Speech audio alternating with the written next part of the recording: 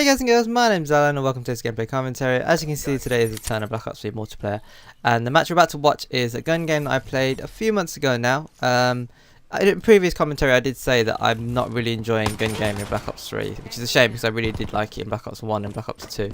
But in Black Ops 3 I just don't like the weapon selection they've put in and the attachments, and the final kill is just bloody awful. Trying to get a melee for the final kill is horrendous, and it just takes out all the enjoyment that you might have had with the previous, well, semi-enjoyment you had with the previous 19 weapons, whatever it is. So today I'm going to be talking more about Pokemon Go.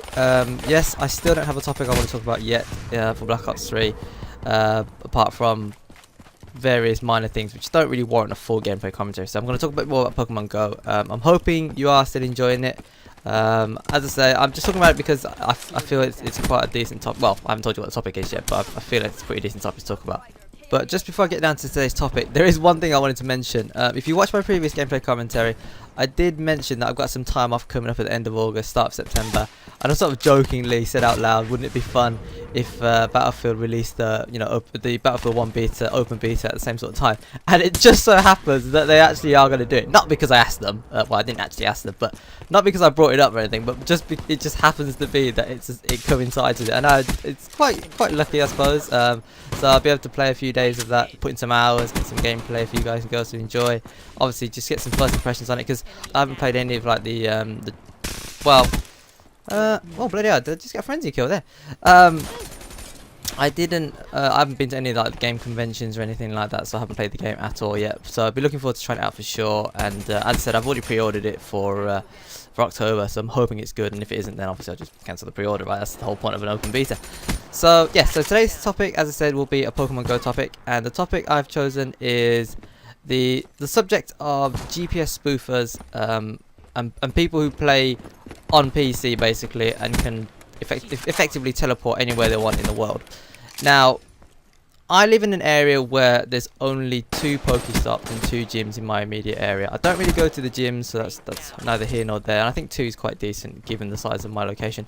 But there's only 2 Pokestops, and they're a couple of hundred meters from where I live. Well, maybe a bit further than that. And then that's it. That's just 2 of them, and that's it in the entire area. If I want to go to another one, it's at least maybe a good 500, maybe a click to the next one, and then after that it's like a gap of a couple of miles or something stupid like that. And obviously, I'm not going to walk those distances just to hit a Pokestop, and because the Pokestops are so unreliable, as I said in a previous video, the stuff you can get can range from all potions, which I don't go to the gym, so why do I need potions? So just getting like 1 raspberry and 1 standard Pokeball, which is not really worth my time. And I mean, with the escape rates and everything these days, 1 Pokeball and 1 raspberry means absolutely diddly squat. I mean, a 10 CP Rattata can escape from that, so it's whatever. So I can sort of understand why people who live in rural areas are using GPS spoofing to get to towns and cities, because in cities and towns, like big towns I suppose, well, cities mainly, there's literally a Pokestop at every single street corner. It's insane. I mean, just take any big city, London, New York, there's some place, there's a pier in California or something, and it's just like non-stop Pokestops. Well, and then you get to a small town like, well, mine's not really a small town, but it's out there. It's not a city, and there's only 2 Pokestops, and it doesn't really seem fair. You obviously you do get XP from hitting Pokestops. It's not just supplies. So people who have access to hundreds, or okay, maybe not hundreds, but dozens of Pokestops in a row without having to go through too much effort to get there. So let's say they work in town, or if they live in town, or you got universities and stuff in town. So if people who live nearby, then they can hit up Pokestops and get hundreds of XP every single day for doing practically just going about their daily lives, so just walking to the shops or just going, just on the way to work, whatever. I mean, yeah, so I can understand people who are frustrated about living in rural areas. I mean, I don't know if it's something that Niantic can sort of fix, because it is a problem. People who live in cities do have an advantage. They get a better Pokemon, they get more Pokestops.